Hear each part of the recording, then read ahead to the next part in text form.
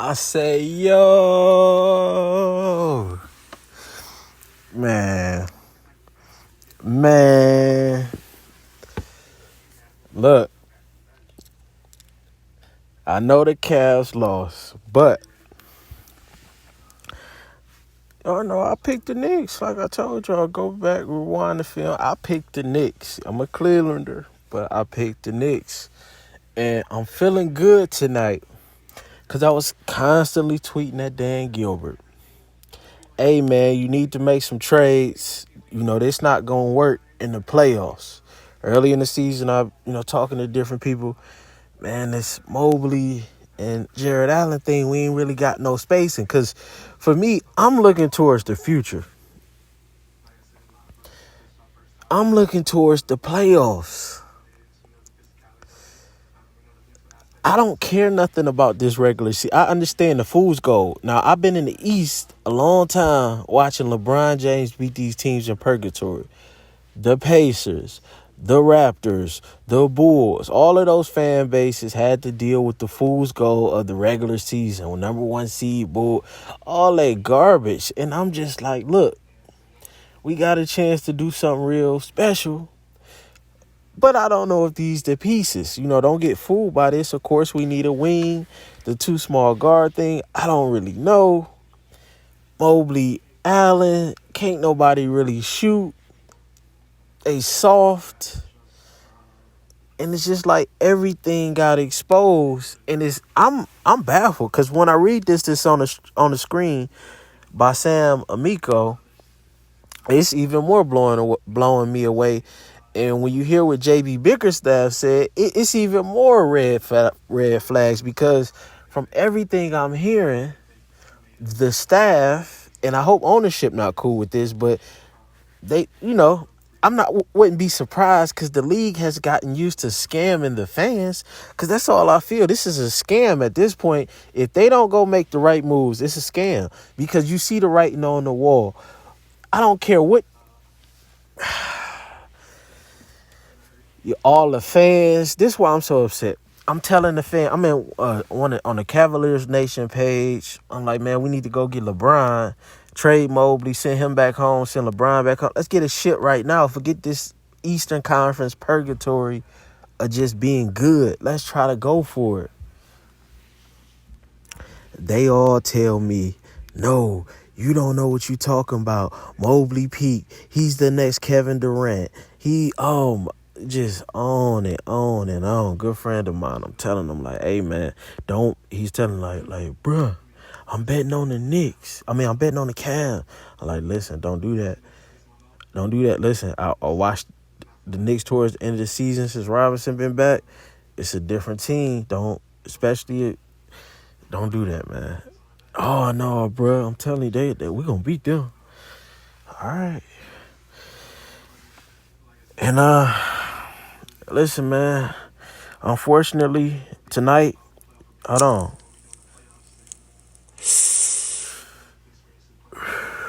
We smoking that Cavs pack tonight, man. We smoking that Cavs pack tonight, man. Listen, hopefully this will prompt the team to go make some moves. We need a new coach that knows how. Listen, when Bickerstaff came out with Garland checking Brunson, when Brunson been giving Garland the business, every time, it's just too easy. You don't guard Brunson like that. You guard him tall. You put LeVert on him. Now, I know it would have been a problem because he'd have had to be on R.J. Barrett or Josh Hart, but you try to take your chances with that. You don't let the guy get hot, especially early, but they come out with Brunson on them. Lamar Stevens has been our energy tough guy, all season. That scrappy guy is not supposed to be in the rotation, but he understands that, so he playing extra hard. He plays 62 games during the season. He can't get in the rotation. Okay. Jared Allen. Hold on, let's go to the stats. Jared Allen just getting deboed in the paint. What's my guy Mitchell Robinson? He shaking. He like, man, they shook. He see it from the start. They shook. They don't want no smoke, no action, none of that. 4 rebounds tonight. And at no point does he say, man, I got a 7 foot, 281 pound, tough white guy on the bench. Maybe we need to throw him in and see if he can slow 7 foot, 240 pounds down. If nothing else, you got another big body in that paint to get through. It can't be no worse than Jared Allen, 6'9", 243 pounds, getting 4 rebounds. You got Mitchell out rebounding Jared Allen. You got LeVert out rebounding Jared Allen. Josh Hart had 12 rebounds. Mitchell Robinson, I mean, he just was talking and snatching offensive boards all series.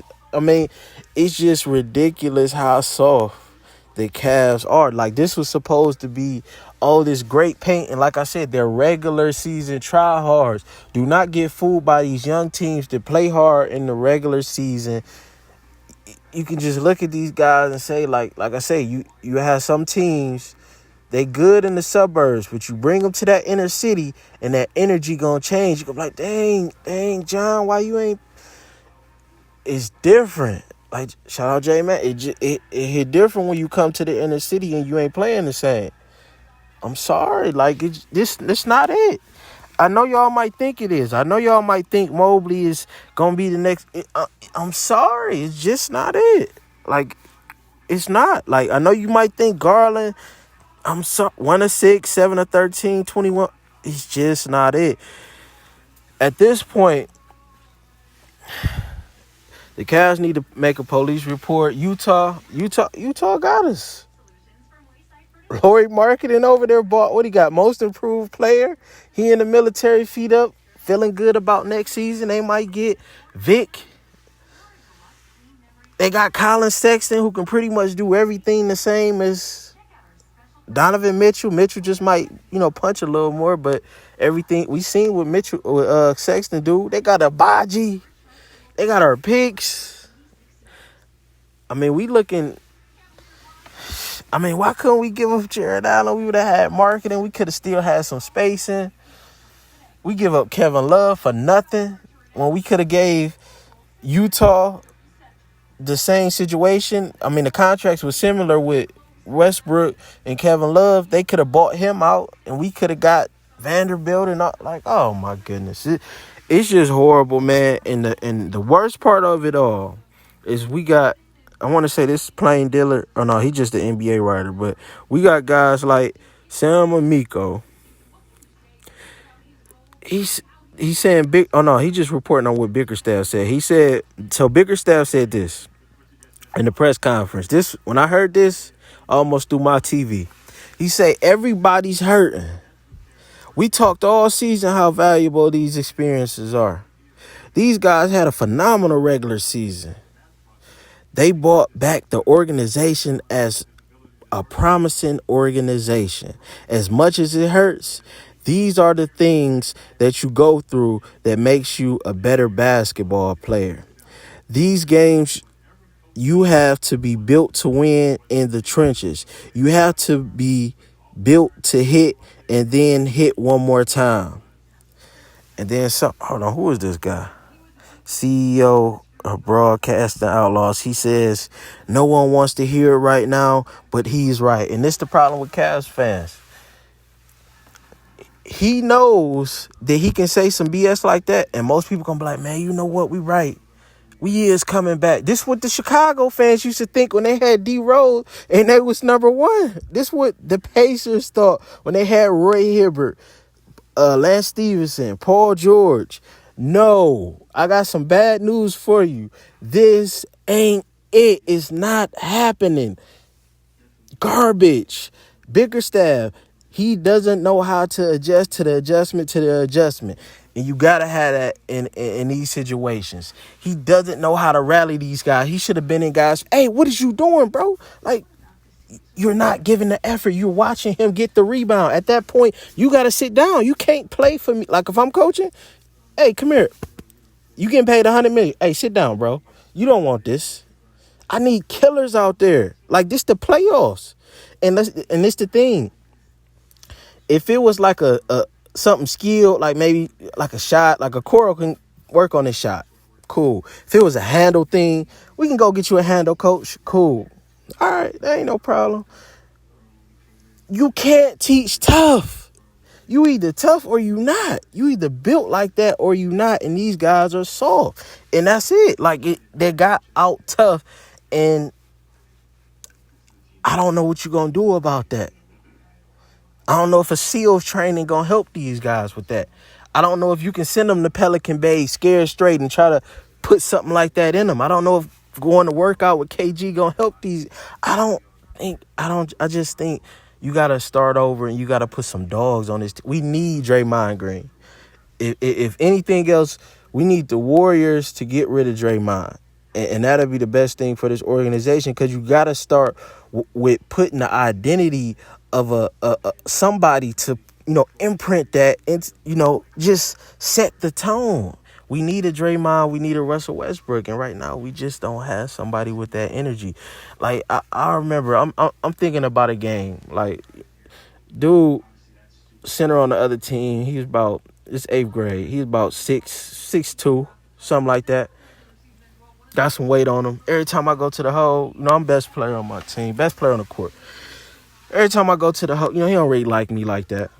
Every time I go to the hole, he fouling me first play.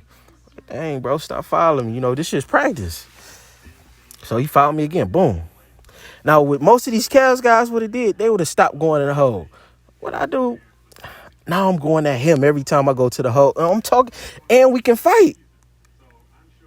You know what I mean? Like, you got to have that mentality. Like, when I'm on that, I don't understand these guys. Because when I'm playing, back in my day, guys that I cared for, we could fight. That's how much I want this. Like, they don't got that. And when you was a dog, when you been there and you been at I don't see it. I see food in the Cavs, and we can't win a championship like that. So, I'm sorry if I might seem like, dang, how you going against the home team? I'm sorry. Matter of fact, I want to go to the Knicks. We need to look at some Knicks highlights real quick. I'm sorry, because, 13, 18, it's just some dogs over there. Like, and with Randall, only thing I thought I was a little worried, the Knicks should have been worried about is because Randall, he didn't finish last game. And he one of them guys that he'll try to go prove a point, and he was trying to take dumb shots early on. But, it settled down, especially when they put Danny Green on him. The Cavs went small for a minute, put Mobley at the 5, and he got into a rhythm, got a couple fouls. And I think that actually helps them because Randall ended up getting injured later on in the series, but I think he's the only one that doesn't have good shot IQ. The rest of them, they play pretty smart. They're hustling. They have a little bit of everything. Jalen Brunson, just a very smart guard. His handle is underrated. He understands how to work from all different points of the floor. Just a well-schooled guard, man. And, just stuff like this. Like, just watching. Look, go back. Rewind that for me. Look. Well, he's trying to help up and back, but I don't know, man. It just seemed like the Cavs always was in the wrong position. I remember this steal. This is one of them finishing bodies. Obi Toppin with the poster.